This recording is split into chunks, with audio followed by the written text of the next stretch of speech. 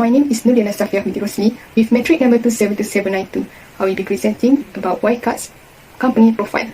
Wirecard is established in Munich, Germany in 1999.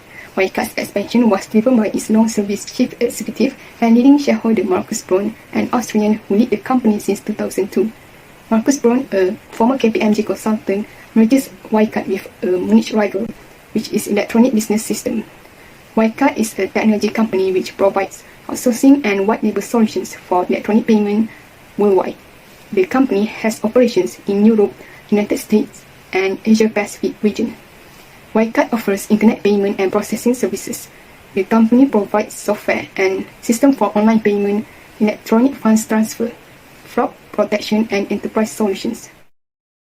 Next, I will be explaining about the background of Wirecard's financial scandal. In a summary, Wirecard scandal is a series of accounting scandals that resulted in insolvency of Wirecard. Allegations of accounting malpractices have thrilled the company since the early days of its incorporation, which reaching a peak in 2019 after Financial Times published a series of investigations along with whistleblower complaints and internal documents. J Capital Research reports that Wirecard's operations dotted across Asia are far smaller than it claims. Wirecard says short sellers paid for the report. In 2016, a critical report published by unknown entity named Zatara, which led to share price crashes, prompting Buffin to launch an investigation on market manipulation. Next, in 2019, FT published its first story on the Singapore investigations, which is immediately described as false by Wirecard. Buffin starts to investigate the FT over an allegation of market manipulation. In February 2019, the Singapore police raided Wirecard's office. Buffin next announced a 2-month ban on the short selling, which citing Wirecard's importance for the economy and the serious threat to market confidence after the share price falls below 100 euros. On 25 June 2020, Wirecard filed for insolvency after revelation that 1.9 billion euros was missing and the termination and arrest of its CEO Markus Braun. So, questions are raised with regards to the regulatory failure on the part of Buffin, Germany's top financial watchdog, and the possible malpractice of its long auditor, Ernst & Young, EY. Good morning, Doctor. My name is Limweni and my metric number is 280607. First of all, the factor of audit failure is insufficient audit evidence. A wrong address is given by Wirecard to its auditors. The website given malfunctioned and PayEasy employee did not answer the call. Besides, auditors did not verify with the bank regarding the huge amount of cash held under Wirecard. Instead, auditors choose to only rely on the documents and screenshots prepared by third parties and Wirecard. All these incidents show poor audit evidence and they did not display third parties' verification. The second one is auditor negligence. EY auditors should have detected fraud in the early stage. However, it has faced a failure for more than 3 years to appear the key account particulars from Singapore's OCBC Bank, where Wirecard claimed that it had approximately 1 billion euros cash. This indicates that EY had been issuing false audits for years. Next, the third factor is regulator negligence. German Federal Financial Supervisory Authority BaFin was blamed for negligent supervision and omitting the early warning signals that caused the accounting fraud to continue for years. Besides, Finance Ministry should also interfere to find out the truth when BaFin temporarily banned the short selling of Wirecard shares.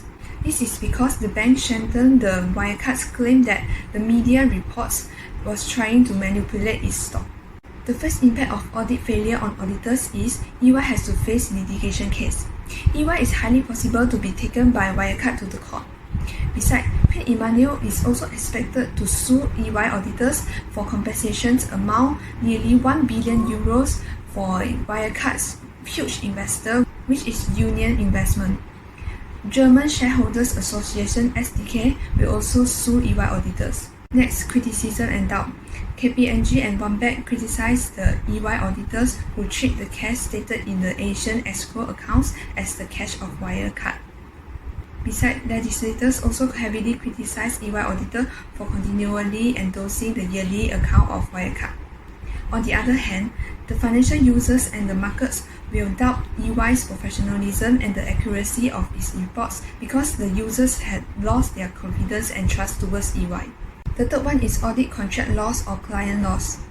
Many investors and creditors withdraw themselves from EY to prevent potential interest conflicts.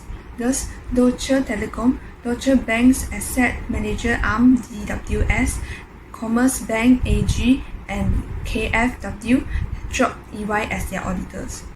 The last one is improvement of fraud detection. EY is going to make an investment approximately 1.65 billion euro for the next 3 years. EY will also invest 2.5 billion euros in the artificial audit technology and the learning machine for Canvas that will enable auditors to perform greater and more efficient audits. Besides, 20,000 EY staffs will be given additional anti-fraud training to improve their skill in detecting fraud. EY also promised to refer more third-party evidence and information and conduct better check on management integrity. Assalamualaikum and hi, my name is Nuliana Binti Baharum. My matter number is 367969. Today I will present about responsibilities of auditors in detecting financial scandals. Wirecard, which offered electronic payment transaction services, risk management as well as physical and virtual cards. Wirecard collapsed on June 25, owing creditors more than $4 billion after disclosing. Wirecard new management had been in crisis talk with creditors but pulled out because impending insolvency and over-indebtedness. In June 2020, the accounting firm Ernst & Young Wirecard auditors refused to sign off on the company 2019 accounts because it had been provided false information about company accounts and could not confirm whether balance £1.9 billion existed for a quarter of Wirecard whole balance sheet. According to ISA 315, auditor must seek clarification from Wirecard management on any fraud or significant error discovered. Furthermore, under ISA 240, during an audit, auditors must be more proactive in detecting for fraud. Their responsibilities have grown to include examining the benefits and opportunities provided to potential fraud. Auditors are more likely to look into the causes of issues such as accounting calculation issues, unexpected transactions that may not appear to have a business justification, and a failure to correct minor errors detected during the Wirecard audit.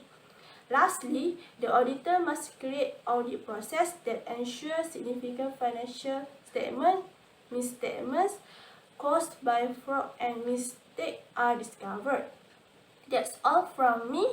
Thank you. Hi, my name is Safina Tunaja, number metric 273135.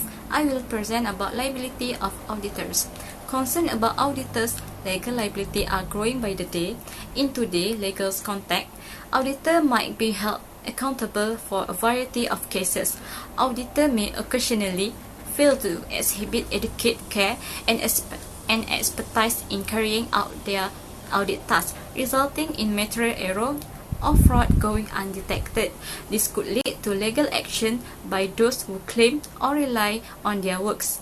Professionals are required by the common law to fulfill implied or stated contract with their clients and to provide a suitable level of care in their services.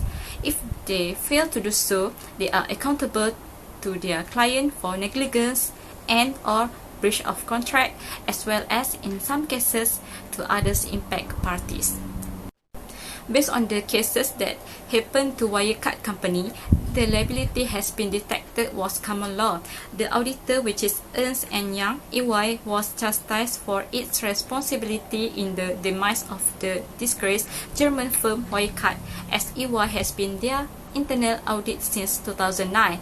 Wirecard, which is a German company, has been caught committing financial irregularities involving large sum of money. Furthermore, Wirecard has been declared bankruptcy on June 25, 2020. The act is the culmination of a long fraud and regulatory failure to uphold financial ethics. The fraud was discovered when Wirecard would be unable to justify 1.9 billion euro in its financial statement. Wirecard has been admitted that the money was possibly not exist, then it's admitting to lying and deception. Wirecard's main ethical failing is its 2-decade-long pattern of lying and deception. As a result, an ethical analysis includes not only Wirecard management, but also a broader range of moral agents ranging from the external German regulators, BaFin, to internal auditors, Ernst and Young (EY), who were complicit through negligence. The evaluation raises ethical concern about regulatory capture, conflict of interest, and financial transparency, all of which are related to the central issue of Wirecard deception and fraud. The declaration of bankruptcy by the Wirecard company clearly indicates EY's failure in performing their work as Wirecard internal auditors. EY negligence turns out to have a huge impact on Wirecard, resulting in Wirecard incurring losses in large amount.